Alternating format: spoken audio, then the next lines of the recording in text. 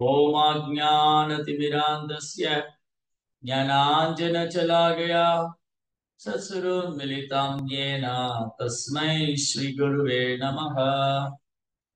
नमो विष्णुपादाय कृष्णप्रेष्ठाय भूतले श्रीमदे भक्तिवेदान्त स्वामीति नामिने नमस्ते सारस्वती देवे गौरवाणी प्रचारिणे निर्विशेष शून्यवादी पाश्चात्य देशतारिणे जय श्री कृष्णा चैतन्य प्रभु नित्यानंद श्री अद्वैत गदाधर श्रीवासदि गौर भक्त वृंद हरे कृष्णा कृष्णा कृष्णा हरे हरे हरे राम राम राम हरे हरे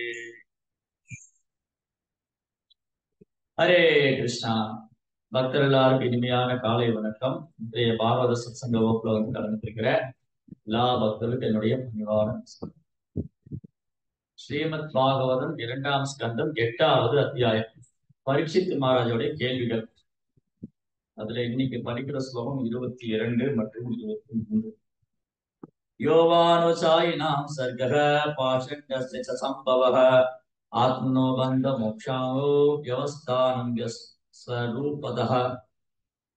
பகவானின் உடலோடு ஐக்கியப்பட்டுள்ள ஜீவராசிகள் எப்படி படைக்கப்படுகின்றனர் என்பதையும், இவ்வுலகில் நாஸ்திகள் எப்படி தோன்றுகின்றனர் என்பதையும், பந்தப்படாத ஜீவராசிகள் எப்படி வாழ்கின்றனர் என்பதையும் தயவு செய்து விளக்குவீராக. எல்லா தரப்பு மக்களுக்கும் கேள்விக்கான பதில் இங்க இருக்கு. அதான் பாகவதமே சிறந்த பதில், தகுந்த பதில். எல்லா தரப்பு மக்களுக்கு என்னென்ன கேள்வி இருக்குமோ அந்த கேள்விக்கான பதில் எல்லாம் இங்க இருக்கு. சோ ஜீவாத்மா கிருஷ்ணாட்ட வந்து பல்வேறு தத்துவங்கள் வெளிப்படுகின்றன. கிருஷ்ணர், பகவான் கிருஷ்ணர் முழுமுதற் கடவுள், சர்வ காரணங்களுக்கு மூல காரணம். அவற்றில்தான் எல்லாமே தோன்றுது. அவற்றிலிருந்து பல்வேறு தத்துவங்கள் அவர் தனக்குள்ள அடக்கி இருக்கின்றார். பகவான்கிட்ட பல்வேறு தத்துவங்கள் இருக்கு. குரு தத்துவம், நாம தத்துவம், சக்தி தத்துவம், விஷ்ணு தத்துவம், ஜீவ தத்துவம், இந்த மாதிரி வெரைட்டி விதவிதமான தத்துவங்கள் பகவான் இருக்கு. அவருடைய சக்தி வந்து எல்லையற்றது, அச்சிந்திய சக்தி. பராச சக்தி விவிதைவ சூயதே, பராச சக்தியில் விவிதைவ சூயதே தாவாபலி ஞான பலாக்கியாச்ச. அவருடைய சக்தி எல்லையற்றது. அந்த எல்லையற்ற சக்தியுடையவர் தன்னிடமிருந்து பல்வேறு தத்துவங்களை வெளிப்படுத்துகிறார். அதுல ஒரு கேட்டகரி வந்து ஜீவ தத்துவம். அதுல ஒரு கேட்டகரி, ஒரு வகை ஜீவ தத்துவம். அதனாலதான் கிருஷ்ணா சொல்றாரு, நாம யாரு? ஜீவாத்மா யாரு? ஜீவாத்மா யாரு? கிருஷ்ணாவுடைய எங்க சொல்றாரு கிருஷ்ணா ஜீவாத்மா என்னுடைய சக்தின்னு? மமே வாம்சோ ஜீவலோகே ஜீவபூத சனாதன மமே அம்சம், என்னுடைய அம்சம், கிருஷ்ணாவுடைய சிறிய அம்சம். ஜீவாத்மாவுடைய நாம கிருஷ்ணாவுடைய சிறிய அம்சம். மமே வாம்சோ ஜீவலோகே ஜீவபூத சனாதனா. இந்த உடலில் வாழும் ஆன்மா, இந்த உடலில் உரையும் ஆன்மா, இந்த உடல்ல இருக்கிற ஆத்மா சனாதனா நித்தியமானது. ஏன் ஆத்மா சனாதனா நித்தியமானது? கிருஷ்ணா சனாதனா நித்தியமானது. சோ ஆத்மா வந்து நித்தியமானது. அப்போ இந்த ஜீவ தத்துவம், ஜீவாத்மா கிருஷ்ணாவோட ஒரு சிறிய அம்சம். இப்ப நம்ம பேசின மாதிரி பகவான்கிட்ட எல்லையற்ற சக்தி இருக்கு. அந்த சக்தியை 3 கேட்டகரியா டிவைட் பண்ணும். கிருஷ்ணருடைய அந்தரங்க சக்தி யோகமாயா, கிருஷ்ணருடைய பகிரங்க சக்தி மகாமாயா, கிருஷ்ணாவுடைய தடச சக்தி நடுத்தர சக்தி ஜீவாத்மா. கிருஷ்ணாவுடைய சக்திகள் எல்லையற்றது. அந்த எல்லையற்ற சக்திகளே 3 கேட்டகரியா, 3 வகையா பிரிக்கிறது. பகவானுடைய சக்தி வந்து இறைவனின் சக்தி அளந்தறிய முடியாது, அளவிட முடியாது. இறைவனுடைய சக்தி அளவிட முடியாது, அளந்தறிய முடியாது, எல்லையற்றது. அந்த எல்லையற்ற பகவான் பரம்பொருள் பரம புருஷோத்தமனான முழுமுதற் கடவுள் அவர் அந்தரங்க சக்தி வச்சுருக்கார். அது ஆன்மீக சக்தி, யோகமாயா, யோகமாய சக்தி. அவருக்கு பிரிந்த சக்தி இந்த மகாமாய், பகிரங்க சக்தி அல்லது பௌதிக சக்தி, ஜடசக்தி. சோ கிருஷ்ணாவுடைய தடஸ்த சக்தி ஜீவாத்மா. அதனாலதான் பகவத்கீதையில கிருஷ்ணர் சொல்ற சரா அக்ஷரையே வச்ச, விழக்கூடிய ஆத்மா, வீழ்ச்சி அடையாத ஆத்மா. ரெண்டு ஆத்மா இருக்கு. ஆத்மால ரெண்டு கேட்டகரி, ஆத்மால ரெண்டே கேட்டகரி தான். ஒண்ணு விழக்கூடிய ஆத்மா, இன்னொன்று வீழ்ச்சி அடையாத ஆத்மா. ஒண்ணு பந்தப்பட்ட ஆத்மா, இன்னொன்று நித்திய பந்தப்படாத ஆத்மா.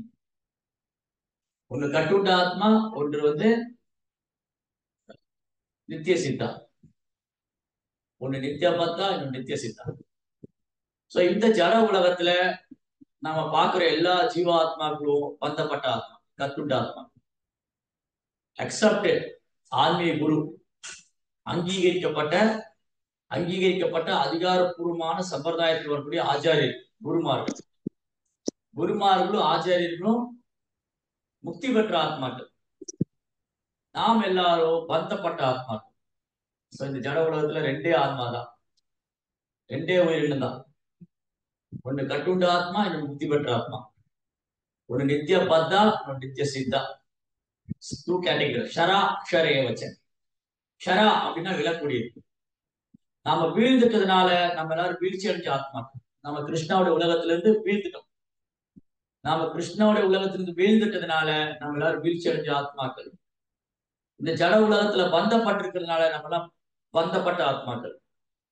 மூணு குணத்தினால கட்டுப்பட்டிருக்கிறதுனால நம்ம எல்லாம் கட்டுண்ட ஆத்மா.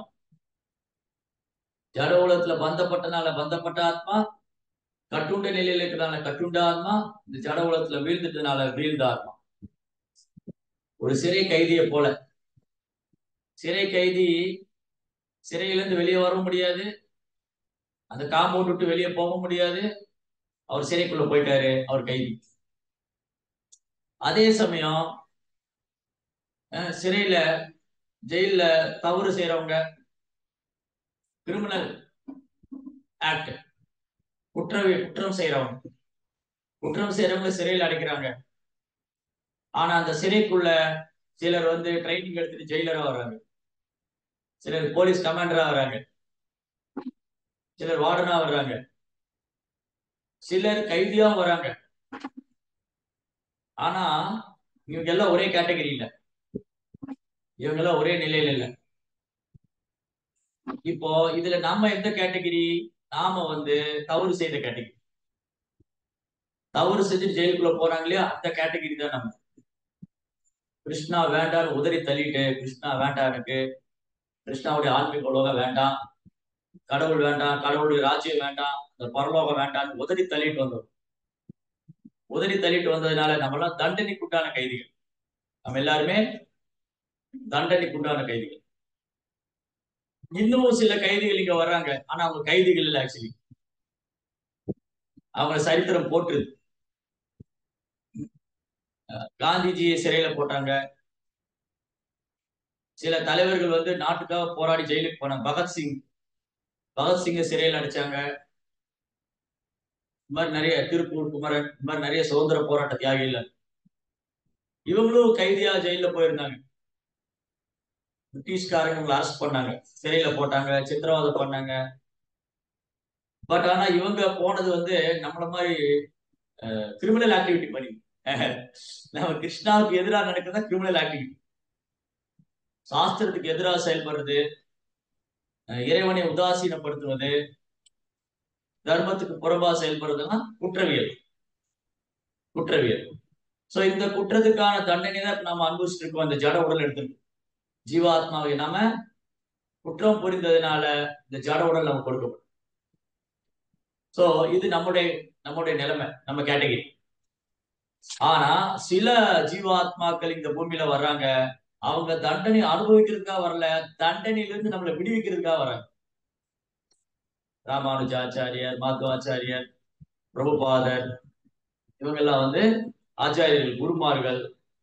இந்த கட்டுண்ட ஆத்மாக்களை விடுவிக்கிறதுக்காக வராங்க. அவங்க நித்திய சித்தா, அவங்க ஆன்மீக லோகத்துல பகவானுக்கு நிச்சயமா சேவை பண்றவங்க. தன் காரணமற்ற கருணையால் இங்க வராங்க. அவங்க என்ன பண்றாங்க?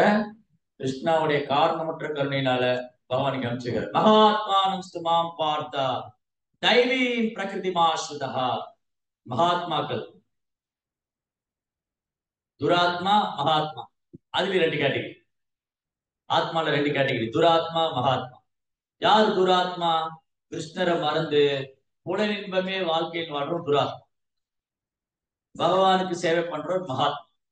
மகாத்மான ஸ்துமாம் பார்த்தா. சோ மகாத்மாவுடைய அறிகுறி என்னன்னு பகவத்கீதையில சொல்லியிருக்கு. மகாத்மாவுடைய சிம்டம் என்ன? Who is Mahatma? மகாத்மா என்பவர் யாரு? அவர் அறிகுறி என்ன? யாருக்கா பதில் தெரியுமா? கவிதா மாதாஜி. பிரபு அவங்க 24 மணி நேரமும் பகவானே நினைச்சுக்கிட்டு இருப்பாங்க பிரபு, என்ன செயல் செஞ்சாலும். அந்த ஸ்லோகமே இருக்கு, அந்த ஸ்லோகம் சொல்லுங்க. ஜெய ஜெகநாத பாபு. மகாத்மாவுடைய சிம்டம் என்னன்னு கிருஷ்ணா சொல்றாரு. 24 hours a day. யோகினி மாதாஜி. சததம் கீர்த்தயந்தோ மாம் சததம் சததம் கீர்த்தயந்தோ மாம். சததம்னா எப்பொழுதும். கீர்த்தயந்தோ மாம், கிருஷ்ணாவுடைய புகழ் பாடிட்டு இருப்பார். தற்பொருள் பேசிட்டு இருக்க மாட்டார். நாங்கெல்லாம் அந்த காலத்துல அங்க போகல, நாங்கெல்லாம் அந்த காலத்துல இப்படி இருக்கல, அதெல்லாம் பேசணும். தற்பெருமை இல்ல. சததம் கீர்த்தயந்தோ மாம். ஒரு மகாத்மா எப்போதும் கிருஷ்ணனுடைய புகழ் பாடிட்டே இருப்பார். எதன் தச திடபிரதா, உறுதியான மனதோட. எந்த சூழ்நிலை அவர் வச்சாலும் சரி, அவர் எந்த சூழ்நிலை வச்சாலும் உறுதியான மனதோடு. சததம் கீர்த்தயன் தோமா. எதன் தச திடபிரதா, உறுதியான மனதோட. நமஸ்யன் தஸ்யமா பக்தியா நித்தியோபாசதே. நமஸ்யன் தஸ்யமா பக்தியா, எப்போதும் கிருஷ்ணன் முன்பு வீழ்ந்து வணங்கி பக்தியோட அவர் வழிபாடு செஞ்சுட்டு இருக்காரு. மகாத்மா எப்பவுமே கிருஷ்ணர் வழிபட்டுட்டே இருக்காரு. இதான் மகாத்மாவுடைய சிம்டம். ஏன் காந்திஜி மகாத்மான்னு சொன்னாங்க? அவர் எப்பவுமே ராம நாம சொல்லிட்டே இருக்கார். ராம் ராம் ராம், ஹே ராம். சோ காந்திஜி பகவத்கீதையை ஃபாலோ பண்ண. சோ காந்திஜி அகிம்சை கொள்கையை பின்பற்றினார். காந்திஜி அடுத்தவங்க நன்மைக்காக வாழ்ந்தார். அதனாலதான் மகாத்மா. ஒட்டுமொத்த நாடும் காந்திஜியை மகாத்மான்னு கொண்டாடு. சோ மகாத்மாவுடைய சிம்டம் சததம் கீர்த்தயன் தோமம். ஆனா காந்திஜி ஒரு சிறு பிழை செஞ்சுட்டாரு. காந்திஜி பகவத்கீதை படிச்சிருக்காரு, ராமநாமம் சொல்லிருக்காரு. என்ன தவறு பண்ணிட்டாரு? காந்திஜி ஒரு தவறு பண்ணாரு, சின்ன பிழை செஞ்சுட்டாரு. ஆனா அதுக்கு பெரிய ஆபத்து. அந்த சிறு பிழை பெரிய ஆபத்தாயிடுச்சு. என்ன பண்ணாரு? அவரு தேசத்தை காப்பாற்றணும் அப்படிங்கிறது. சரி, நல்ல விஷயம். தேசத்துக்காக போராடினாரு, சுதந்திரம் வாங்கி கொடுத்தாரு. வேற என்ன தப்பு பண்ணு? அதுல நல்ல விஷயம். இந்த காலத்துல அகிம்சை கொள்கை மூலமா யாரையும் இம்சை பண்ணாம, தொந்தரவு பண்ணாம, கத்தியின்றி ரத்தமின்றி போராடி சுதந்திரம் வாங்கி கொடுத்தாரு. என்ன தவறு செஞ்சுட்டாரு? ஹரே கிருஷ்ண பிரபு, ஒரு சகாத்துல ஒருத்தவர் சொன்னாரு, அங்க போக கூடாது, அங்க ஆபத்து இருக்கு அப்படின்னு சொல்லலாம். இவரு அதை மீறி போயிடாரு. அதே பிரபு. அது இல்ல அது இல்ல அது இல்ல அது இல்ல கவிரூபிணி மாதாஜி. அதான் பிரபுஜி வேணான்னு சொல்லி கூட அவரு போறாரு.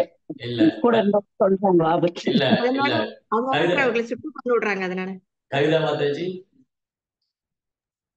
பிரபு எனக்கு இது கரெக்டா உண்மைன்னு தெரியலங்க பிரபு. நான் பிரபுபாத் லெட்டர் எழுதினாராங்க காந்திக்கு, இந்த பக்தியில சேரணும் அப்படின்னு சொல்லி. அந்த கடிதம் காந்தி கையில கிடைக்கவே இல்லை. பிரபுபாத் ஒரு கடிதம் எழுதினாரு, அது காந்தி கையில கிடைக்கல. அதுக்கு முன்னாடியே அவரு இறந்துட்டாரு. அந்த கிருஷ்ண உணர்வு நாம யாருக்கும் சொல்லி தரலையா பிரபு? நீங்க கேள்வி கேட்கறீங்க, பதில சொல்லுங்க. பிரபு அவர் பகவத்கீதை படிச்சாரு, நாம சொன்னாரு. ஆனா அது யாருக்கும் சொல்லி தரல இல்லைங்க பிரபு. ஒரு நாட்டோட சுதந்திரத்துக்கு மட்டும்தான் முக்கியத்துவம் கொடுத்துட்டு இருந்தாரு. லலிதா மாதாஜி, ஸ்ரீலலிதா மாதாஜி. ஹரே கிருஷ்ணா பிரபு. பிரணாம் பிரபு. பிரபு, அதாவது முகுந்தனை ஒருத்தர் வழிபடும் போதே அவர் நம்ம எல்லா விதமான கடமைகளையும் செய்யறதுக்கு அர்த்தமாக இருக்குது. ஆனா அவர் கடமையில ஈடுபட்டாரை தவிர முகுந்தனை முழுமையாக ஏத்துக்கல அவரு. அதாவது இந்தியாவுக்கு சுதந்திரம் வாங்கி கொடுத்தது பெரிய சாதனை இல்லையா? அப்படிலாம் சொல்லிட முடியாது. அவர் பண்ண ஒரு சிறிய மிஸ்டேக் என்னன்னா, ரிட்டையர்ட் ஆகல. பொலிட்டிக்கல் லைஃப்ல ரிட்டையர்ட் ஆகல. அவர் என்ன பண்ணிருக்கணும், இந்தியாவுக்கு சுதந்திரம் வாங்கி கொடுத்துட்டு பிரபுபாத் அதுதான் எழுதினார். பிரபுபாத் லெட்டர்ல என்ன மென்ஷன் பண்ணாரு? ஓ மகாத்மா காந்தி, நீங்க இந்திய சுதந்திரத்துக்காக போராடி இந்தியாவுக்கு சுதந்திரம் வாங்கி கொடுத்தீங்க, வெரி குட், ரொம்ப சந்தோஷம். உங்களை வந்து லட்சக்கணக்கான கோடிக்கணக்கான மக்கள் உங்களை பின்பற்றுறாங்க. சோ என் கூட வாங்க, இந்த கிருஷ்ண உணர்வை எடுத்துக்கங்க. நீங்க கிருஷ்ண உணர்வை எடுத்துக்கிட்டீங்கன்னா உங்களை பின்பற்றுறவங்க எல்லாருமே கிருஷ்ண உணர்வை எடுத்துக்குவாங்க. நீங்க அரசியல் இதுல மீண்டும் ஈடுபடாதீங்க, தொடர்ந்து அரசியல் ஈடுபடாதீங்க, அதுவே உங்களுக்கு ஆபத்தாயிடலாம். சோ தயவுசெய்து என் கூட வாங்க அப்படின்னு பிரபா எழுதிருக்கு. சோ தட் மீன்ஸ் என்னன்னா, காந்தியோட நோக்கம் நிறைவேறவே இல்லை. காந்தியடிகளோட நோக்கம் என்ன நிறைவேறல? அவர் எல்லாரும் பாரத மக்கள் எல்லாம் ஒற்றுமையா இருக்கணும், ஒன்னா இருந்து இந்திய சுதந்திரத்துக்காக போராடணும், இதெல்லாம் முயற்சி பண்ணாரு. ஆனா சுதந்திரம் வாங்கி கொடுத்தது இந்துஸ்தான் பாகிஸ்தான் ரெண்டா, இந்துஸ்தான் பாகிஸ்தான். சோ அல்டிமேட்லி காந்தியோட நோக்கம் நிறைவேறல. அப்ப என்ன அர்த்தம் அதுக்கு? கிருஷ்ண உணர்வற்ற சமுதாயம் ஒன்றாக இருப்பது சாத்தியம் அல்ல. இறை உணர்வற்ற சமுதாயம், கிருஷ்ண உணர்வற்ற சமுதாயம் ஒருங்கிணைந்து செயல்படுவதற்கு சாத்தியமே இல்லை. சோ காந்தினால அதுதான் பக்தி சித்தாந்தமாக பிரபுபான்னு சொன்னார். சோ காந்தியடிகளுடைய இயக்கத்துல பிரபுபா ரொம்ப கவரப்பட்டிருந்தார். அவருடைய காலேஜ் பருவத்துல, அவர் காலேஜ் படிச்சுட்டு இருக்கும் போது காந்தியோடைய அகிம்சை கொள்கையினால கவரப்பட்டு பிரபுபாத் வந்து அந்த இயக்கத்துல போய் சேரணும், இந்திய சுதந்திரத்துக்காக போராடணும் அப்படிங்கிறதுல உறுதியா இருந்தார். கதராடையை உடுத்தினாரு. அரசாங்கம் கொடுக்கிற பிரிட்டிஷ் அரசாங்கம் கொடுக்கிற சர்டிபிகேட் கூட வாங்கிக்க மாட்டேன்ட்டு பிரிட்டிஷ்காரங்களுடைய காந்தி வந்து சொன்னார், அயலார் பொருள் புறக்கணிப்போம், வெளிநாட்டுக்காரங்க கொடுக்கிற பொருட்களை வாங்காதீங்க, அதை ரிஜெக்ட் பண்ணுங்க, இது உங்களை அடிமையாக்கிடுவாங்க. இன்னைக்கு பாருங்க, காந்தி சொன்னது அப்படியே நடக்கும். அவன் சுதந்திரம், பிரிட்டிஷ்காரன் இங்கிலீஷ்காரன் சுதந்திரம் கொடுத்து போயிட்டான், ஆனா நம்ம சுதந்திரத்துல அடிமையா இருக்கு. India is independently dependent, independently dependent. சுதந்திரமா இருக்கு ஆனா அடிமையா இருக்கு. எப்படி? இன்னைக்கு எல்லாம் வந்து மேற்கத்திய கலாச்சார பொருட்கள் தான். போட்டிருக்கிற ஆடை, பேசுற வார்த்தை. இன்னைக்கு யாராவது ஒரு இந்தியர்கள் வந்து ஆங்கிலம் கலக்காம பேசுறாங்க? நாமளே கிளாஸ்ல வந்து பாரு கிளாஸுக்கு நாமளே வந்து ஆங்கிலம் கலக்காம பேச முடியுதா? இந்த அளவுக்கு நம்மளை அடிமையாக்கிட்டோம். நம்ம பேசுறது தூய தமிழ் அல்ல. ஹரே கிருஷ்ணா.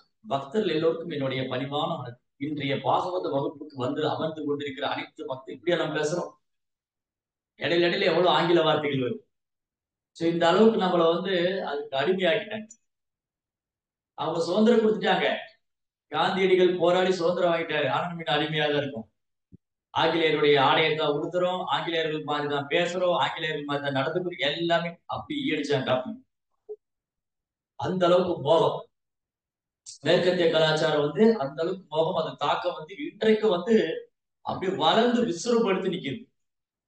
பெரிய பெரிய நகரங்கள், பதாகைகள். பதாகைகள் என்னது? தமிழ்ல பதாகைன்னு சொன்னா விளம்பர போர்டு, விளம்பர பலகை. பாருங்க, எல்லா விளம்பர பலகையும் பெரும்பாலும் ஆங்கில வார்த்தைகள் பேசுறது எல்லாமே. ஆங்கிலம் ஒரு மொழி, அவ்வளவுதான். அதை வந்து அழகா நம்ம மேல திரிச்சுட்டு போயிட்டாங்க. ஆனா இன்னைக்கு எவ்வளவு அடிமையா இருக்கேன். ஓ, என்னுடைய பையன் வந்து இங்கிலீஷ் மீடியம் ஸ்கூல்ல படிக்கிறான், என்னுடைய பையன் வந்து ஆங்கிலோ இந்தியன் ஸ்கூல்ல படிக்கிறான், என் பையன் வந்து கான்வென்ட்ல படிக்கிறான், என் பொண்ணு வந்து பப்ளிக் ஸ்கூல்ல படிக்கிறான்.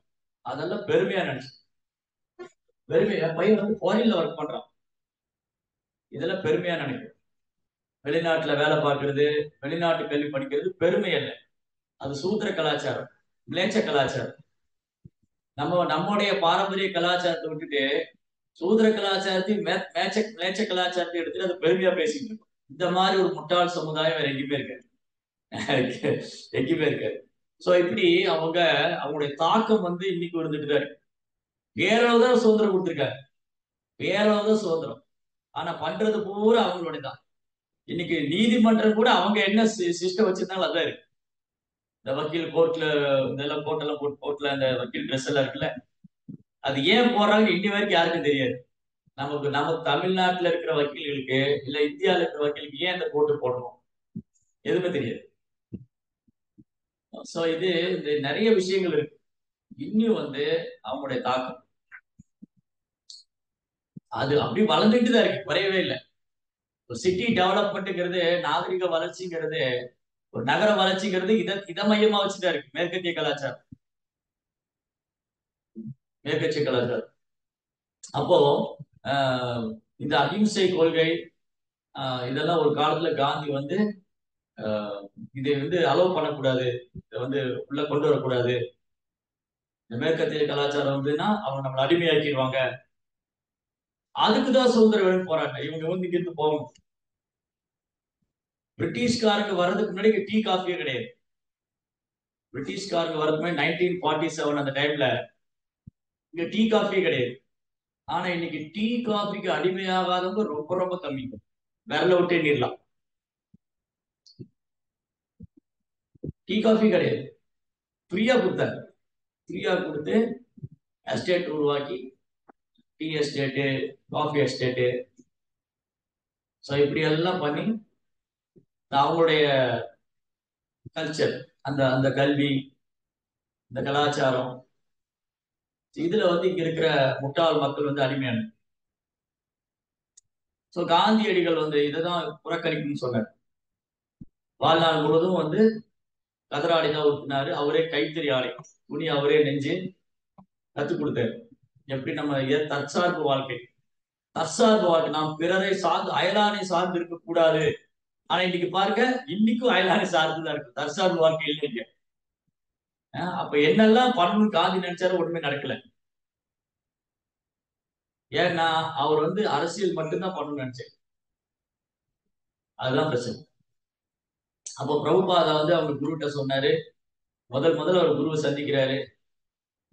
அவருக்கு காலேஜ் படிச்சு முடிச்ச உடனே நான் காந்தியோட இயக்கத்துல போய் சேர்ந்து இந்தியா சுதந்திரத்துக்காக போராடணும், அதனால கவர்மெண்ட் கொடுக்குற சர்டிபிகேட் கூட வேணான்ட்டார் பிரபுபாத். ஏன்னா இது பிரிட்டிஷ்காரர் கொடுக்குறது எனக்கு வேண்டாம். அவங்க அப்பா எப்பேற்பட்ட பக்தர் பாருங்க. பிரபுபாடைய அப்பா யாரு? கௌர்மோகன். கௌர்மோகன் சொல்றாரு, அம்மா பிரபுபாடைய அம்மாவும் மாமாவும் சொன்னாங்க, இந்த பையன் அபய வந்து நம்ம லண்டனுக்கு அனுப்பிச்சு பாரிஸ்டர் டிகிரி வாங்கட்டும். லண்டன்ல வந்து இது காந்தி பண்ணியிருந்தாரு, பாரிஸ்டர்.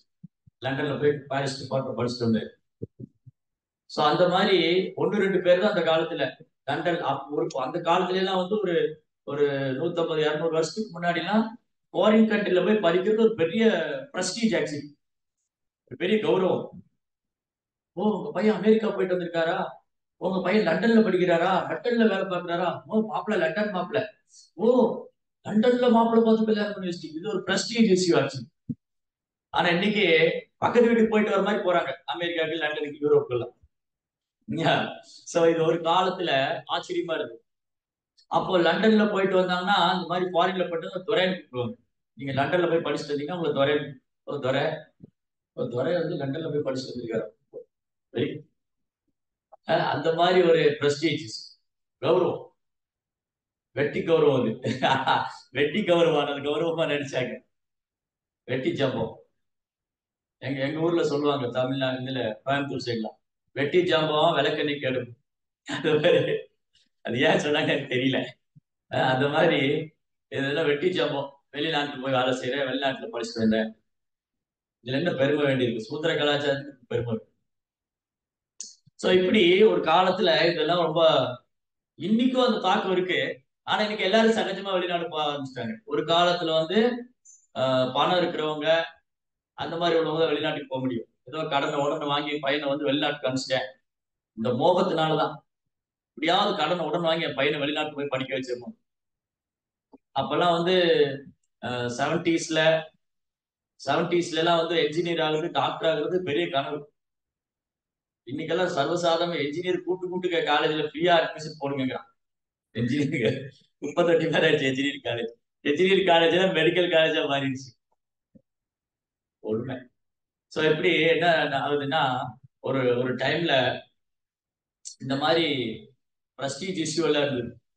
கௌரவம், என் பையன் வெளிநாட்டுல படிக்கிறான், என் பையன் இங்கிலீஷ் மீடியம் ஸ்கூல்ல படிக்கிறான், எங்க ஹஸ்பண்ட் வந்து நவாப்ட ஒர்க் பண்றாரு. பிரிட்டிஷ்காரன் அந்த காலத்துல நிறைய பிராமணாஸ் வந்து பிரிட்டிஷ்காரனுடைய இதுல ஒர்க் பண்ணாங்க, அது பெருமையா நினைச்சாங்க. ஆனா பிராமணாவுடைய டியூட்டி விட்டு சூத்ராவுடைய டியூட்டி. நவாப்ட போய் வேலை பார்க்கறது, இந்த பிரபு நிறைய பிரபு இருப்பாங்க, மவுண்ட் பேட்டன் பிரபு, ரிப்பன் பிரபு, அந்த பிரபு, இந்த பிரபு, மாஸ்டர் பிரபுன்னு மாஸ்டர், அவங்களும் பிரபு தான். இஸ்கான்லயும் பிரபுன்னு சொல்றோம். ஆக்சுவலி இஸ்கான் பிரபுஸ் தான் ரியல் பிரபு, அவங்களாம் ரியல் பிரபு. சோ இந்த பிரபு எல்லாம் வந்தப்போ அந்த பிரபுவுக்கு வேலை செய்யறத இவங்க பெருமையா நினைச்சாங்க. ஆக்சுவலி சூத்திர கலாச்சாரம். அப்ப தங்களுடைய கலாச்சாரத்தை விட்டுட்டு மேற்கத்திய நாட்டுக்காரங்களுக்காக வேலை பார்க்கறத பெருமையாவும் கௌரவமாவும் நினைச்சாங்க. இதெல்லாம் நடந்தது 70s 80s. அதுக்கு முன்னாடி அதுக்கு முன்னாடி 50s 50 60 இந்தியாவுடைய சுதந்திர டைம்ல முன்னாடி எல்லாம் அது தாக்கம் இன்னைக்கும் இருக்கு. சிபிஎஸ்சி ஸ்கூல்ல படிக்கிறான் பையன். சிபிஎஸ்சி ஸ்கூல்ல படிச்சு என்ன பண்ண போறோம்? அது எப்படி லைஃப்ல அப்ளை பண்ண போகணும் அவ்வளவு. சோ இன்னைக்கு படிக்கிறதுக்கும் அவங்க பாக்குற வேலைக்கும் சம்மந்தமே இல்லை. தொழில் எப்படி இருந்ததுன்னா குணத்தை பேஸ் பண்ணியும் அவங்களுடைய என்ன சொல்றது இயற்கையோட சார்ந்த தொழில் இருக்கு. இயற்கையோட சார்ந்த தொழில் அதான் தற்சார் செல்ஃப் சஃபிஷியன்சி. இன்னைக்கு செல்ஃப் சஃபிஷியன்சி கிடையாது. நம்ம எப்பவுமே அடுத்தவங்க டிபெண்ட் பண்ணி தான் இருக்கு. அடுத்தவங்களே சார்ந்துதான் வாழ்றோம். தற்சார்பு வாழ்க்கையே இல்லை. சோ எப்படி என்னாச்சு, பிரபுபாதர் முதல்ல அவர் குருவை சந்திக்கிறாரு. அவர் கிருஷ்ண உணர்வை பத்தி பேசிட்டு இருக்காரு. கிளாஸ் முடிஞ்சோடனே பிரபுபாதர் சொல்றாரு குருகிட்ட, சாமிஜி நீங்க கிருஷ்ண உணர்வை பத்தி பேசுறீங்க, சைதன்ய மாப்பிய போதனைகளை பத்தி பேசுறீங்க. நானும் ஒரு வைஷ்ணவ குடும்பத்துல வந்தவன் தான். எங்க அப்பாவும் சைதன்ய மாப்பிய ஃபாலோவர் தான். அவரும் சீடர், சைதன்ய மாப்பிய பக்தர் தான். ஆனா இப்போ சுதந்திரம் அவசியம். இந்தியாவுக்கு சுதந்திரம் வாங்கி கொடுக்கணும். அதுக்கப்புறம் நீங்க இதெல்லாம் பேசலாம். சுதந்திரம் வாங்கி கொடுத்துட்டு நம்ம சைத்தன்ய மாப்பிய போதனைகளை பிரச்சாரம் பண்ணல. சுதந்திரம் வாங்கி கொடுத்துட்டு கிருஷ்ண உணர்வை பரப்பலாம். பக்தி சித்தாந்த நோ, அதுக்கெல்லாம் இப்ப டைம் இல்லை. அதுக்கெல்லாம் இப்ப டைம் இல்லட்டு. இது அர்ஜென்சி, இது அவசரம், இது அவசரம். அதுக்கெல்லாம் காத்துட்டு இருக்க முடியாது. இன்னைக்கு யாராவது யார் மேலேயாவது டாமினேட் பண்ணிட்டு தான் இங்க யாராவது யார் மேலேயாவது ஆதிக்கம் செலுத்திட்டு தான் இருப்பாங்க. நீங்க காலகாலமா பாருங்க, ஒண்ணு இந்தியர்கள் மேல ஆதிக்கம் செலுத்திட்டு இருப்பாங்க, இல்ல இந்தியர்கள் மேல முகலாயர்கள் ஆதிக்கம் செலுத்துவாங்க. அப்புறம் மேற்கத்திய யாரையாவது இங்க ரூல் பண்ணிக்கிட்டு தான் இருக்காங்க. பிகாஸ் இங்க கிருஷ்ண உணர்வற்ற சமுதாயம் இப்படிதான் இருக்கு. அதனால மக்களுக்கு மிக அவசியமானது இந்த கிருஷ்ண உணர்வை போதிக்கிறது தான். எளிமையான வாழ்க்கை, உயர்வான சிந்தனை, இறை உணர்வு, தற்சார்பு கொள்கை, இதைத்தான் நம்ம கத்துக்கணும். அதனால இது அர்ஜென்ட்.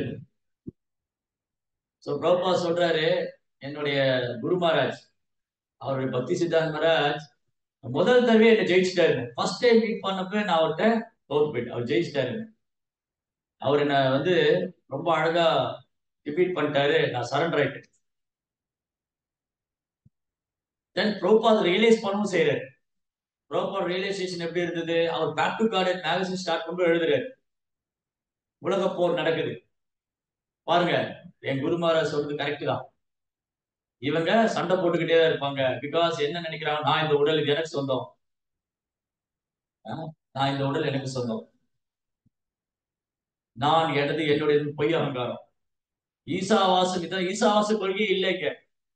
ஆனா எல்லாரும் ஒரு கொள்கையை பத்தி பேசுறாங்க. சோசியலிசம், அந்த இசம், இந்த சோமினிசம் இருக்கு நிறைய. சோமினிசம், கம்யூனிசம், சோசியலிசம், அந்த எல்லாம்.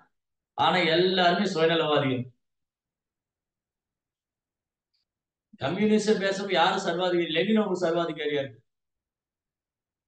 அவ்வளவுதான் வித்தியாசம். ரோபா என்ன சொல்றாரு, நீங்க லெனினை ஏத்துக்கிட்டீங்க, நான் கிருஷ்ணரை ஏத்துக்கீங்கன்னு சொல்றேன். அவ்வளவுதான் வித்தியாசம். கிருஷ்ணரை ஏத்துக்கங்க. ஈசா வாசம் விதாசம் எல்லாம் பகவானுடையது. உனக்கு தேவைக்கு எடுத்துக்கோ, மீதி மத்தவங்களுக்கு கொடு. இதுதான் கம்யூனிஸ்ட் உனக்கு தேவையான ரெஸ்ட் மீதி மத்தவங்க டிஸ்ட்ரிபியூட் பண்ணிக்கலாம். அது ஆல்ரெடி கிருஷ்ணர் சொல்லிட்டாரு. ஆல்ரெடி சாஸ்திரத்தில் இருக்கு, பல ஆயிரம் வருஷத்துக்கு முன்னாடியே இருக்கு.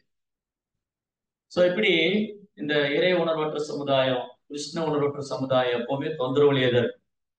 தொந்தரவு. அதனால பிரபுபாதா குருவுடைய கருணையால அவரு இந்த கிருஷ்ண உணர்வு தீவிரமா இருக்குன்னு எடுத்துட்டு அதை பிரச்சாரம்.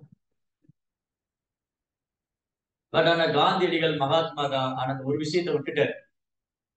அவர் என்ன பண்ணிருக்கணும், ஓகே வெரி குட், ரொம்ப நல்ல விஷயம், ஆங்கிலேயரே வெள்ளையரே வெளியேறு, நிறைய போராட்டம் பண்ணாரு. உப்பு சத்தியாகிரகம், தண்டி யாத்திரா, அயலார் புறக்கணிப்பு, நிறைய போராட்டம் செஞ்சாரு, சிறைவாசம் போயிருந்தாரு. ஒரு விஷயத்தை விட்டுட்டாரு, இந்த இறை உணர்வு, கிருஷ்ண உணர்வு வளர்க்கணும். நம்முடைய மீண்டும் கலாச்சாரம் மீண்டும் இந்த மேற்கத்தியர் உள்ள இந்த ஆங்கிலேயர்கள் வந்து அவங்க கலாச்சாரத்தை பூத்திட்டாங்க, இதை வந்து வளர விடக்கூடாது, இதை வளர விடக்கூடாதுன்னு சொல்லி அப்பவே உறுதியா நின்று எல்லாரையும் தன் வழிபடுத்திருக்கு. இது ஒண்ணு தவறு விட்ட. அவர் எதுக்காக முயன்றாரோ அது நடக்கல. ஆக்சுவலி இந்துஸ்தான் பாகிஸ்தான் ரெண்டா பிரிஞ்சது. எந்த நாட்டு மக்களுக்காக போராடினாரோ அவங்களே வச்சுட்டாரு, அவங்களே வச்சு. இதுதான் ப்ராப்ளம். சோ கிருஷ்ண உணர்வற்ற சமுதாயத்துல இதுதான் பிரச்சனை, இறை உணர்வற்ற சமுதாயத்துல இதுதான் பிரச்சனை.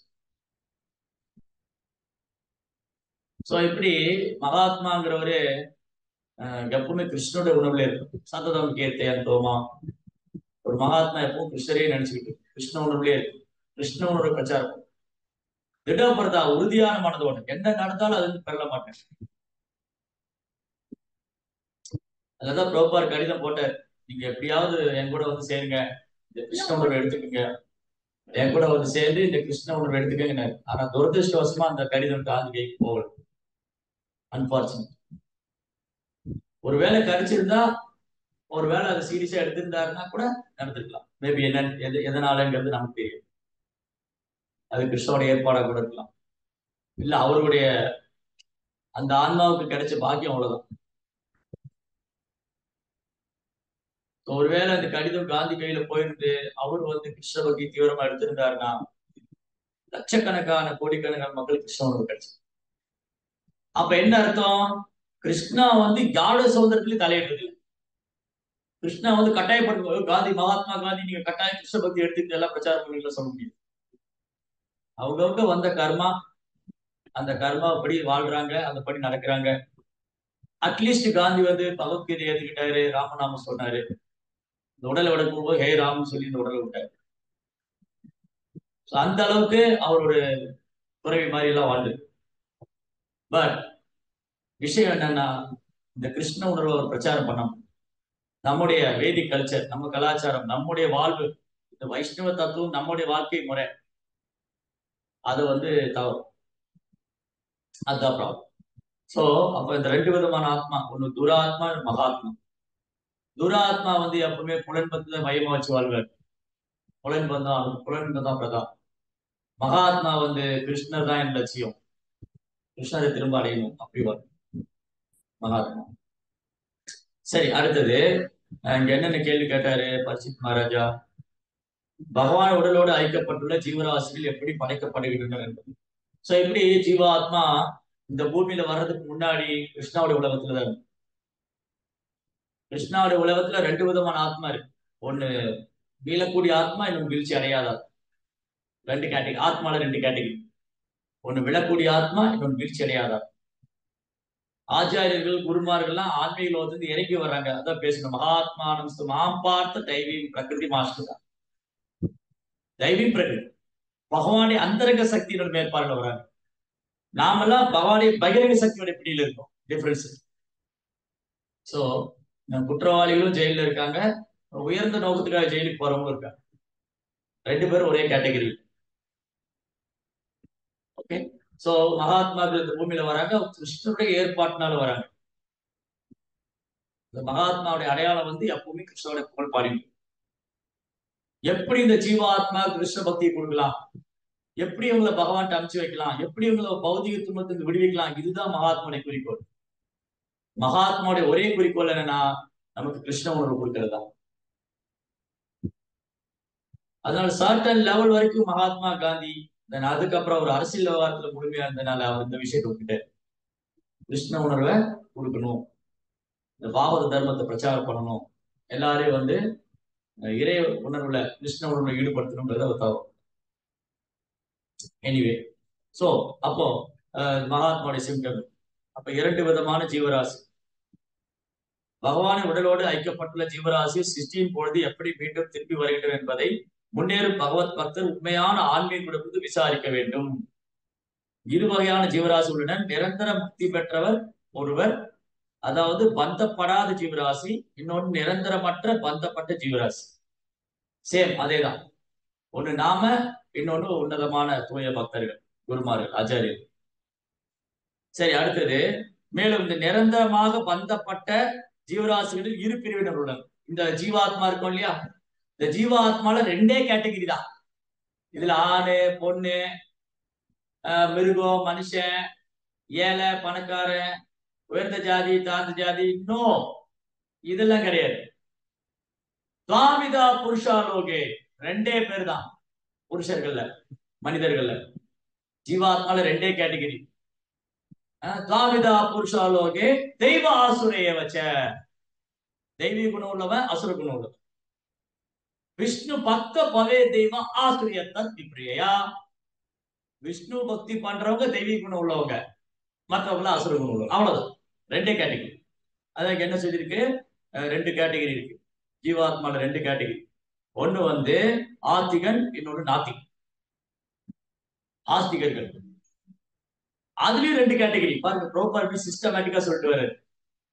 சோ ஆத்மால ரெண்டு கேட்டகிரி, ஒண்ணு கட்டுண்ட ஆத்மா, இன்னொன்னு முக்தி பெற்ற ஆத்மா. இந்த கட்டுண்ட ஆத்மால ரெண்டு கேட்டகிரி, நாஸ்திகன் ஆஸ்திகன். இங்க நாமளும் கட்டுண்ட வாழ்க்கையில தான் இருக்கோம், நாத்திகர்களும் கட்டுண்ட வாழ்க்கையில தான் இருக்காங்க.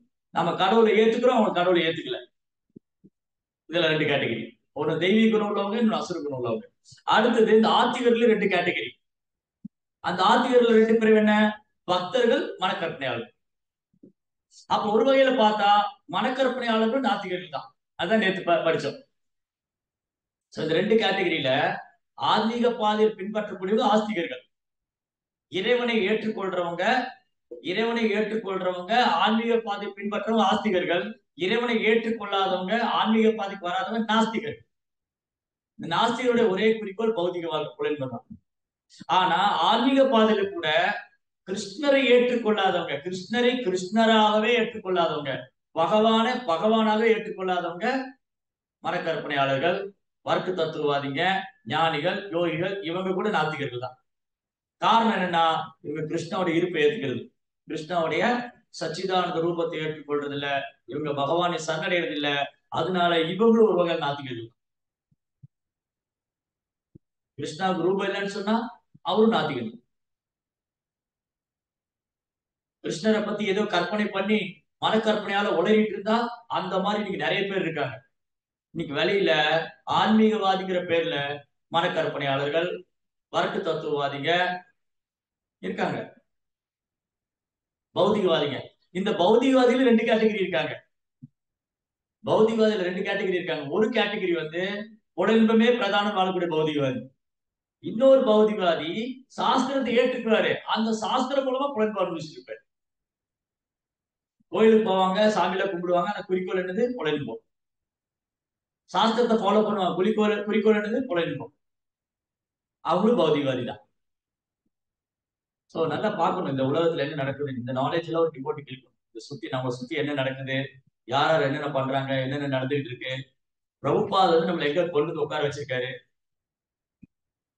இவ்வளவு இடத்துல இருந்து பிரபுபா நம்மளை ப்ரொடெக்ட் பண்ணி காப்பாத்தி கூட்டு வந்திருக்காரு. அப்படியே அழகா தூக்கிட்டு கட்டுண்ட ஆத்மா, அதுல வந்து ஆஸ்திகம் நாஸ்திகம், அந்த ஆஸ்திகத்துல பல்வேறு தத்துவங்கள், அதுல பக்தர்கள், அப்புறம் பௌதிகவாதில கூட புலன்ப விரும்புறவன், சாஸ்திரத்து மூலமா புலன்ப விரும்புறவன் எல்லாம் இருக்காங்க. சோ ஓகே, இந்த மனக்கற்பனையாளர்கள் பகவானின் இருப்பில் ஐக்கப்பட்டு விட அல்லது அவரோடு ஒன்றாகி விட விரும்புகின்றனர். ஆனால் பகவத் பக்தர்கள் தனித்தன்மையை பேணி காத்து எப்பொழுதும் பகவானின் தொண்டில் ஈடுபட விரும்புகின்றனர். இதுதான் பக்தனுக்கும் பக்தர் அல்லாத உள்ள வித்தியாசம். சோ அப்போ கிருஷ்ண உணர்வு பயிற்சி பண்றது, கிருஷ்ணனுடைய டிவோட்டி அப்படின்னா top most of all everything, எல்லாத்துலயும் உயர்ந்தது. கிருஷ்ண உணர்வை பயிற்சி பண்றதுன்னா சாதாரண விஷயம் இல்ல. இதையெல்லாம் கடந்து வந்திருக்கணும்.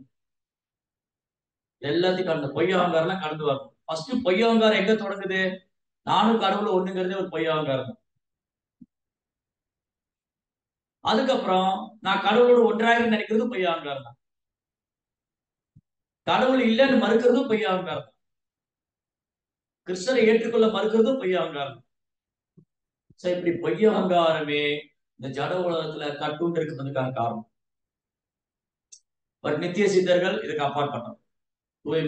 தூய ஆத்மாக்கள், மகாத்மாக்கள், தூய பக்தர்கள், அவங்களுக்கு இந்த பொய்ய அகங்காரம் கிடையாது. ரைட்? சோ அப்புறம் என்ன சொல்லிட்டாரு பாருங்க,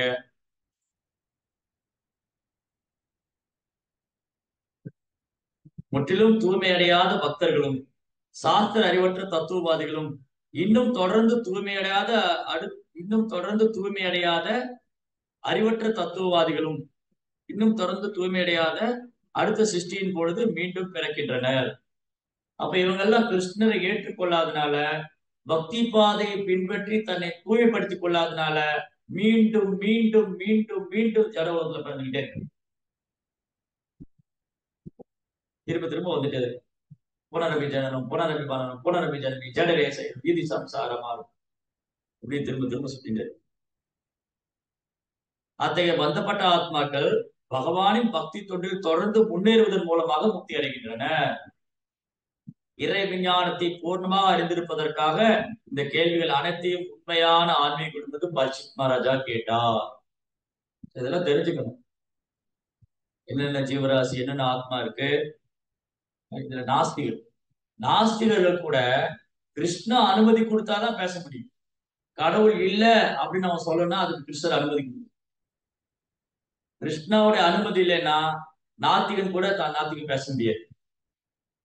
கடவுள் கிடையாது, கடவுள் இல்லவே இல்லை, இதெல்லாம் அவன் சொல்லணும்னா அதுக்கு கிருஷ்ணா அனுமதி கொடுக்கணும். கிருஷ்ணாவுடைய அனுமதி கொடுக்காம ராவணனோ இரண்யகசிபுவோ இல்ல இன்னைக்கு இருக்கிற குட்டி குட்டி அசுரங்களோ இதெல்லாம் பேச முடியாது. அப்ப என்ன அர்த்தம்? கிருஷ்ணா எந்த ஜீவராசியோட சுதந்திரத்திலையும் தலையிடுறது, யாரோட சுதந்திரத்தையும் தலையிடுறது. சுதந்திரம் உள்ளவரான முழுமுதற் கடவுள் கிருஷ்ணா அடுத்த ஸ்லோகத்தை சொல்ற, யதாத்ம தந்திரோ பகவான் விப்ரீத்தி ஆத்ம மாயையா விஸ்ருஜயவா யதா மாயா உதாஸ்தே சாட்சிவத் விபு. சுதந்திரம் உள்ளவரான முழுமுதற் கடவுள் அவரது லீலைகளை தமது அந்தரங்க சக்தியின் மூலமாய் அனுபவிக்கிறார். அழிவு காலத்தில் அவற்றை பகிரங்க சக்தியிடம் விட்டுவிட்டு அனைத்துக்கும் சாட்சியாக மட்டுமே எஞ்சியிருக்கிறார். உபதிருஷ்டா அனுமந்தா பக்தா பௌத்த மகேஸ்வரன். சிம்பிளி ஒரு விட்னஸ் தான், ஒரு சாட்சியா இருக்கு. என்ன பண்ணிடுறாரு பகவான்? அவர் ஸ்வராஜ், முழு சுதந்திரமானவர். கிருஷ்ணா பூர்ணமான சுதந்திரம், முழு சுதந்திரமானவர். அவர் தன் லீலைகளை தன் அந்தரங்க சக்தியினால் ஆத்ம மாயையா. இந்த ஆத்ம மாயாங்கிற வார்த்தை எங்க கேள்விப்பட்டிருப்பேன் முன்னாடி? பதில் தெரிஞ்சும் கைத்து. ஆத்ம மாயையா நிறைய தடவை பேசியிருக்கோம், நிறைய தடவை கேட்டிருக்கோம். ஆத்ம மாயங்கிற வார்த்தை எங்க கேள்வி? ரோஹிணி மாதாஜி. அஜோ அபிசன் நவ்ய ஆத்மா அந்த ஸ்லோகத்துல பூதானாம் ஈஸ்வரோ மிஷன் பிரகதிம் சாமஸ்டாப்ய சம்பவாமி ஆத்ம மாயையா. அஜோபிஷன் அவ்யயாத்மா. நான் பிறப்பற்றவனாயிருந்தும் நான் அழிவற்றவனாயிருந்தும் அஜோபிஷன் அவ்யயாத்மா பூதானாம் ஈஸ்வரோபிஷன். நான் உயிர்வாளிகள் மத்தியிலும் தோன்றுகின்றேன். கிருஷ்ணா பிறப்பற்றவர், கிருஷ்ணா அழிவற்றவர். அஜோனா பிறப்பற்றவர், அவ்யயம்னா அழிவற்றவர். அஜோபிஷன் அவ்யயாத்மா பூதானாம் ஈஸ்வரோபிஷன். உயிர்வாளிகள் மத்தியிலும் தோன்றாரு. எப்படி தோன்றாரு? கடவுள் எப்படி தோன்றாரு? கடவுள் எப்படிங்க வராரு? பூதானாம் ஈஸ்வரோபிஷன், உயிர்வாளிகள் மத்தியில் எப்படி வராரு? பிரகிருதி சாமதிஷ்டப்ய சம்பவாமி ஆத்ம மாயையா. தன்னுடைய அந்தரங்க சக்தி, தெய்வீக சக்தினால இந்த லீலைகளை அனுபவிக்கிறாரு. அதுக்கப்புறம் இந்த லீலைகள்லாம் முடிச்சு போகும்போது இந்த ஜட உலகத்துல அவர் பகிரங்க சக்தியோட கண்ட்ரோல் கொடுப்பாரு. சோ கிருஷ்ணா பகிரங்க சக்தியோட கண்ட்ரோல்ல கிடையாது. கிருஷ்ணாவும் சரி, அவரது தூய பக்தர்கள் ஆச்சாரியர்களும் சரி, பகிரங்க சக்தி அவங்ககிட்ட நெருங்கவே முடியாது. மாயா சக்தி கிட்டே போக முடியாது. சோ யாரு மாயா சக்தியோட பிடியில இருக்கிறோம்? நாம தான் இருக்கோம். நாம தான் மாயா சக்தியோட பிடியில இருக்கோம். மாயா சோ அழிவு காலத்துல அவற்றை பகிரங்க சக்தியுடன் விட்டுவிட்டு அனைத்துக்கும் சாட்சியாக மட்டுமே ஜீவிக்கிறார். எல்லா இதயத்திலும் கிருஷ்ணர் பரமாத்மா இருக்காரு, சாட்சியா இருக்கு, விட்னஸா இருக்கு. அவரோட அனுமதி இல்லாம ஒரு புல்லு கூட அசைய முடியாது. அவனின்றி ஒரு அணுவும் அசையாது. நான் அசைந்தால் அசையும் அகிலம் எல்லாம். கிருஷ்ணர் அசைந்தாதான் இந்த அகிலமே அசையும். அவர் கடைக்கன் பார்வை செலுத்தினாதான் பிரபஞ்சமே சொல்லலாம். அப்படி பார்க்கணும். அப்படி கிளான்ஸ் ஒரு கிளான்ஸ் பார்த்தாருன்னா இமீடியட்டா அந்த ஜட இயற்கையை சொல்லலாம், செயல்படாது. அதனால பகவான் கிருஷ்ணர் இங்க பிரபுபாத பொருளுடைய தெளிவா சொல்றாரு. அவர் தான் எல்லா அவதாரத்துக்கு ஆரம்பமா இருக்காரு. அவர் தான் முழு சுதந்திரமானவர். அவர் தான் படைப்புக்கு ஆதாரம். அந்த லீலைகளை தன் அந்தரங்க சக்தி மூலமா அனுபவிக்கிறாரு.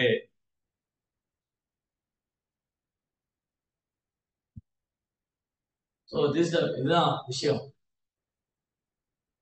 ஆனா மாயா வந்து ரொம்ப சக்திவாய்ந்தது.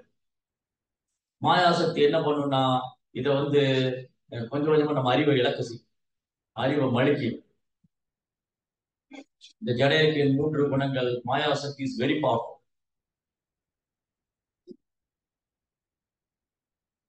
அதனால பக்தர்கள் எப்பவுமே கவனமா இருக்கணும். இந்த மாதிரி நிறைய மரக்கற்பையாளர்கள், தத்துவவாதிங்க, பௌதிகவாதிங்க, இவங்கெல்லாம் பக்தரை குழப்பலாம். மக்களை குழப்பறதுக்குன்னே குழப்பவாதிகள் நிறைய இருக்காங்க. நாம வந்து பரீட்சித் மகாராஜா எப்படி சரியான இடத்துல இருந்து கேட்டாரோ, பரீட்சித் மகாராஜா எப்படி சரியான இடத்துல இருந்து கேட்டாரோ, அதே போல நாமும் கேட்கணும். சரியான இடத்துல இருந்து கேட்கணும். அங்கீகரிக்கப்பட்ட அதிகாரப்பூர்வ ஆச்சாரிய சபை. அப்படி ஆன்மீக குருட்டு கேட்டதை வந்து நம்ம சிரத்தையோட பயிற்சி பண்ணணும். வெறும்னு கேட்டா மட்டும் போதாது, சிரத்தையோட பயிற்சி பண்ணணும், கவனமா இருக்கணும். இல்லாட்டி மாயா வந்து எந்த விதத்துல வேணா அட்டாக் பண்ணணும். பகவத் சேவையிலே இருந்தாலும், பகவத் சேவையிலே இருந்தா கூட கிருஷ்ணாவுடைய இந்த பகிரங்க சக்தி, கிருஷ்ணாவுடைய பகிரங்க சக்தி, மாயா சக்தி வந்து வெரி பவர்ஃபுல், ரொம்ப சக்தி வாய்ந்தது. நீங்க பகவத் சேவையில இருந்தா கூட மாயா வந்து அட்ராக்ட். ரொம்ப அழகான ஒரு ஸ்டோரி. விப்ரநாராயணன். விப்ரநாராயண ஸ்டோரி தெரியுமா? விப்ரநாராயணா வெரி குட் ஸ்காலர், பெரும் பண்டிதர், தூய பக்தர். ஸ்ரீரங்கத்துல வந்து ரங்கநாதருக்கு அழகான தோட்டம் அமைச்சு, அந்த தோட்டத்துல இருந்து துளசிகள்லாம் சேகரிச்சு அழகான மாலை செஞ்சு ரங்கநாதருக்கு தர்மாகும். விப்ரநாராயணன் ஃப்ளவர் சர்வீஸ், புஷ்ப கைங்கரியம். தினமும் வந்து அந்த தோட்டத்துல இருந்து மலர்களை பறிச்சு, துளசி எல்லாம் பறிச்சு அழகழகா மாலை செஞ்சு அப்படியே பிரம்மச்சரிய லைஃப். தன் வாழ்க்கையை வந்து ரங்கநாதருடைய சேவைக்கு அர்ப்பணிச்சு, தனது வாழ்க்கையை ரங்கநாதருடைய சேவைக்கு அர்ப்பணிச்சு இந்த மாதிரி அழகழகா மாலையெல்லாம் செஞ்சு கொடுத்துருக்கு. வேற எந்த பௌதிக சிந்தனையும் கிடையாது, வேற எந்த பௌதிகமான ஒரு ஈர்ப்பும் கிடையாது. அவர் ஃபுல்லா கிருஷ்ணருடைய சேவையில் அப்படியே merge ஆயிட்டார். ஆனா மாயா இஸ் வெரி பவர்ஃபுல். மாயாவுடைய பகிரங்க சக்தியுடைய வேலை என்னன்னா, பகிரங்க சக்தி எல்லாரும் அட்ராக்ட் பண்ணிட்டே ஈர்க்கும். அப்ப அந்த தேவதாசி 2 பேரு, அந்த அந்த காலத்துல தேவதாசிகள் இருந்தாங்க. ராஜாவோட சபையில நடனம் ஆடுறவங்க, அங்கங்க திருவிழாவில் போய் நடனம் ஆடுறவங்க, கோயில்ல வந்து நடனம் ஆடுற மாதிரி நிறைய டிஃப்ரெண்ட் கேட்டகரியில் இருக்கும். அதுல தேவதாசிகள் அப்படியே ஒரு நாள் அது 2 பேரு, அக்கா தங்க 2 பேரு அப்படியே ஒரு வில்லு வண்டியில போறாங்க. போகும்போது இந்த விப்ரநாராயணனை பாக்குறாங்க. விப்ரநாராயணன் வந்து யங் பாய், இளம் வாலிபன். அப்படி ஒரு தேஜஸ், தாமரை போல கண்கள், அப்படி ஒரு சூரியனை போல பிரகாசிக்கிறார். அப்படியே ரங்கநாதர் பூவெல்லாம் பறிச்சுட்டு இருக்க. அப்போ ஒரு தேவதாசி கேட்கிறான், ஏய் நம்ம இவ்வளவு அழகா இருக்கோம், எப்படியெல்லாம் நம்ம டான்ஸ் பண்ணிட்டு இருக்கோம், எல்லாரும் நம்மள அழகுல பார்த்து மயங்குறாங்க, இவர் என்ன நம்மளை கண்டுக்கவே மாட்டேங்கிறாரு. அதுல ஒரு பொண்ணு சொன்னான், என்ன நம்ம இவ்வளவு அழகா போயிட்டு இருக்கோம், இந்த ஜட உலகத்துல ஒருத்தர் அழகு படுத்திக்கிறதே மற்றவங்களை அட்ராக்ட் பண்ணுங்களாம். பாருங்க ஜட உலகத்துல ஆண்கள் பாருங்க எப்படி ஹேர் ஸ்டைல் வச்சுக்கலாம், இப்படி நடுவுல வந்து செய்யலாமா, சைட்ல பண்ணலாமா, கூலிங் கிளாஸ் போட்டுக்கலாமா, அந்த அந்த ஹீரோ மாதிரி ட்ரெஸ் பண்ணிக்கலாமா, இப்படி எல்லாம் வந்து எதுக்கு ஆப்போசிட் ஜெண்டர் அட்ராக்ட் பண்ணும், எதிர்பார்த்து கவரும். Handsome boy, very nice. அதே மாதிரி பெண்களும் வந்து என்ன பண்றாங்க, விதவிதமா ஆடை குத்தி அப்படியே வந்து ஜென்ஸ் வந்து அட்ராக்ட் பண்ணும், அட்ராக்ஷன். சோ இங்க 2 பேரும் என்ன இந்த ஒரு நம்ம கண்டுக்கவே மாட்டேங்கிறாரு, நம்ம எவ்வளவு அழகா ட்ரெஸ் பண்ணிருக்கோம், எவ்வளவு அழகா இருக்கும். அப்போ ஒரு பொண்ணு சொன்னா, அவர் வந்து மத்த ஆண்கள் மாதிரிலாம் இல்ல, அவர் வந்து பிரம்மச்சாரி, அவர் வந்து ஸ்ட்ரிக்டா வந்து பகவான் சேவை பண்ணிட்டு இருக்காரு, அவர் ரொம்ப உறுதியான பக்தர். உடனே இந்த பொண்ணு சேலஞ்ச் பண்ணா, அப்படி எல்லாம் ஒண்ணு இருக்க முடியாது, நான் அவரை வந்து நான் அட்ராக்ட் பண்ணி காமிக்கிறேன், நான் வந்து அவரை அட்ராக்ட் பண்ணி அவரை நான் என் பக்கம் என் திசையை திருப்புறேன், நான் அவர் கவனத்தை என் பக்கம் ஈர்க்க வச்சு என் பக்கம் வந்து அவரை திருப்புறேன். இந்த பொண்ணு சொல்றேன் அதெல்லாம் சாத்தியம் இல்லை. ஓகே, அப்படின்னா நான் இதை சாத்தியப்படுத்தி காமிச்சிட்டேன்னா நீ எனக்கு சர்வெண்டா இருப்பியா? ஓகே, பண்ண முடியாட்டி நீ எனக்கு சர்வெண்டா இரு. இவங்க 2 பேரும் வந்து சேலஞ்ச் பண்ணிக்கிறது அவருடைய லைஃப். அவர் அவரை வந்து லைஃப்ல பகடையா வச்சுட்டான். என்ன பண்ணாங்க, ஓகே அப்ப நான் வரல, நீ திரும்ப போ. நான் இங்கே தங்க போறேன், இந்த தோட்டத்திலே இருந்து நான் அவருடைய கருணையை பெறணும், நான் அவரை அட்ராக்ட் பண்ணணும், அவர் என் வலையில வீழ்த்தணும். சரி ஓகே நீ ட்ரை பண்ணு அப்படின்னு ஒரு பொண்ணு போயிடறான். ஒரு பொண்ணு மட்டும் அங்கேயே தங்கிடுறான். அந்த நந்தவனத்திலேயே தங்கிட்டு விப்பரனாரோட குடிசை முன்னாடி தங்கிட்டு. விப்பரனார் ரொம்ப சிம்பிள், ஒரு குடிசையில இருக்காரு. இந்த பொண்ணு என்ன பண்ணா, தினமும் காலையில ஆசிரமத்தை கூட்டி பெருக்கிறது, கோலம் போடுறது, அவர் பூக்கள்லாம் பறிச்சு வைக்கிறது, ரொம்ப பணிவான சேவை. விப்பரனாருன்னு சரி ஏதோ ஒரு பொண்ணு இருக்கா நந்தவனத்துல, நமக்கு அதுக்கு என்ன சம்மந்தம், நம்ம நம்ம வேலையை பார்ப்போம். அவர் பாட்டுக்கு ஒரு ஆசிரமத்துக்குள்ள இருக்கு. அந்த பொண்ணு வந்து நமஸ்காரம் பண்றது என்ன, அவர் பணிவா இருக்கிறது என்ன, இவர் வந்து கண்டுக்கவே இல்லை. இவர் பாட்டுக்கு அவருடைய சாதனை பண்ணிட்டு இருக்காரு. பூக்களை பறிச்சு கொண்டு போய் மாலை எடுத்து ரங்கநாதருக்குள்ள கொடுத்துட்டு இருக்காரு. ஆசிரமத்துக்குள்ள விடல. அந்த பொண்ணு வெளியில தங்கியிருக்கா கார்டன்ல. ஒரு நாள் பயங்கர மழை, பயங்கரமான மழை பெய்யுது. இந்த மழையில அந்த பொண்ணு குளிர் நடுங்கிட்டு இருக்கா. இப்ப நான் பார்த்தா பாவம், அந்த பொண்ணு என்ன பண்ணுவா அப்படின்னு ஆசிரமத்துக்குள்ள விட்டாரு. அவ்வளவுதான், முடிஞ்சது. விப்பரநாராயண ஸ்லோலி அந்த பொண்ணுடைய அழகுல மயங்கி ரங்கநாதரை மறந்துட்டாரு. அந்த அதான் பகிரங்க சக்தி வந்து ரொம்ப பகிரங்க சக்தி ரொம்ப சக்தி வாய்ந்தது. விப்பரநாராயணன் என்னாரு, அந்த தேவதாசியோட அழகுல மயங்கி அவங்கதான் லைஃப் நைட். இப்போ வந்து ரங்கநாதர் கிட்ட போறதில்ல, சேவை பண்றது இல்ல, எல்லாத்தையும் விட்டுட்டாரு. எல்லாத்தையும் விட்டுட்டு அந்த தேவதாசியே கதியில் இருக்கு. எப்படி சேவை பண்ணிட்டு இருந்தவரு, பகவானே தன் வாழ்க்கை லட்சியம் அவர் சேவை தான் எல்லாம் வேணும், அது வந்து அதை தவிர வேற ஒன்றும் வேண்டாம், அப்படி உறுதியா இருந்தவர். பகிரங்க சக்தி வந்து பயங்கர பவர்ஃபுல். கிருஷ்ணாவுடைய சக்தி மம மாயா துரத்தியா, என்னுடைய மாயா சக்தி வெல்ல முடியாது. அப்போ இது நிறைய பாடம் இருக்கு, அழகான பாடம். கிருஷ்ணாவுடைய மாயா சக்தி எப்படி பவர்ஃபுல். என்னாச்சு, விப்பரநாராயணன் வந்து அந்த பொண்ணுடைய அழகுல மயங்கி அவங்க கூட இருக்கா. ஒரு நாள் அந்த பொண்ணு சொன்னா, நான் வீட்டுக்கு போகணும், நான் 1 மாசம் ஆச்சு வந்து என் அம்மா என்ன தேடிட்டு இருப்பா, எங்க அப்பா தேடிட்டு இருப்பாங்க, நான் போகணும். அப்படி உங்களுக்கு என்ன கல்யாணம் பண்ண எங்க அம்மாட்ட வந்து பேசுங்க, நீங்க பொண்ணு கேட்டு வாங்க, என்ன கல்யாணம் பண்ணிக்கங்க, நம்ம 2 பேரும் சேர்ந்து இருக்கலாம். சரி ஒரு நாள் விப்பரநாராயணன் அவங்க வீட்டுக்கு போறாரு. போய் இந்த பொண்ணை வந்து பார்க்க போறாரு. அவங்க அம்மா வந்து அடிக்காத வரையா பேச, அடே பிராமணன், தரித்திர பிராமணனே, தரித்திரம் பிடிச்சவனே, உனக்கா என் பொண்ணு கல்யாணம் பண்ணி தருவேன், என் பொண்ணு பெரிய டான்ஸரோ, எங்கிட்ட எவ்வளவு செல்வம் இருக்கு, அவளை கல்யாணம் பண்ண பெரிய பெரிய ஜமீன்தார்கள் பிராசுகள்லாம் கியூல நிக்கிறாங்க. நீ அப்படியே பெண்ணை கல்யாணம் பண்ணா நீ வந்து செல்வம் கொண்டு வா, தங்க நாணயங்கள் கொண்டு வா, அப்பதான் என் பொண்ணு உங்களுக்கு கல்யாணம் பண்ணி தருவேன். அது வரைக்கும் இந்த வீட்டு பக்கம் வந்துடாத, வாசப்படி மிச்சிடாது, போய்க்கிறது அப்படின்னு கொடூரமான வார்த்தைகளால் பேசி துரத்தி விட்டாங்க பொண்ணாங்க. இப்போ அந்த பொண்ணை மறக்க முடியாம, அவளை பார்க்க முடியாம அழகு அந்த ஊர் உச்சந்தியில போய் ஒரு மண்டபத்துல படுத்திருக்கு, அழுதுட்டு இருக்கு. யாரு இவரு, பகவானுக்கு அப்படி சேவை பண்ணிட்டு இருக்கு. இன்னைக்கு அந்த பெண்ணுடைய அழகுல மயங்கி அவள் இல்லாம வாழ முடியல, அப்படி ஒரு சூழ்நிலை. ஆனா இந்த குழந்தைகள் ஏதாவது தவறு பண்ணா அப்பாவுக்கு கோபம் வரும். அப்பா வந்து ஏன் இப்படி பண்ணா அப்படின்னு கேட்பாரு. ஆனா அம்மா வந்து குழந்தைகள் தப்பு பண்ணாலும் நம்ம குழந்தையாச்சே, இவனை விடக்கூடாது. அப்போ ரங்கநாயகி தாயார் வந்து ரங்கநாதத்தை பேசுறாங்க, ஏன் அப்படி விட்டீங்க அவரை, உங்களுக்கு எப்படி எல்லாம் சேவை பண்ணிட்டு இருந்தாரு, நம்ம குழந்தை இல்ல அவரு. விப்பரநாராயணன் வந்து தினமும் மாலையெல்லாம் கொண்டு குத்தி இப்படி எல்லாம் அவர் கொண்டு சேவையெல்லாம் நீங்க மறந்துட்டீங்களே. பகவான் சொன்ன, நான் மறக்கல. அப்ப போங்க, போய் அவனை ஆட்கொண்டு திரும்ப கூட்டி வாங்க சேவைக்கு. ஸ்வல்பம் அப்பியசிய தர்மசிய திராயதே மகதோபயா, கொஞ்சம் சேவை பண்ணாலும் பகவான் அது மறக்கிறது இல்லை. லட்சுமி தாயார் ரங்கநாயகி சொல்றாங்க, போங்க விப்பரநாராயணனை ஆட்கொள்ளுங்க, அவரை திருப்பி கொண்டு வாங்க.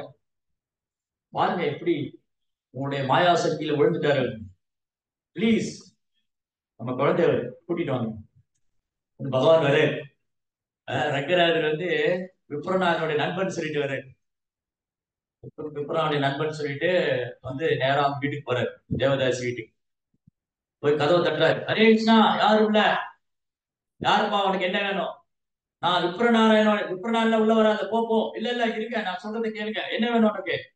விப்பரநாராயண நண்பன் வந்திருக்கேன். சரி உனக்கு என்ன வேணும் இப்போ, கொஞ்சம் கதவை தரங்க. இன்னையா உங்களோட இதே வம்பா போச்சு, கதவை திறந்து அவர் நிக்கிறார். யாருப்பா நீ? நான் விப்ரநாதனுடைய நண்பன். நீங்க ஏதோ நண்பன்கிட்ட செல்வம் கேட்டீங்களாமே உங்க பொண்ணை கல்யாணம் பண்ணி கொடுக்கறதுக்கு. ஆமா, என்ன இருக்கு அதுக்கு என்ன இப்போ?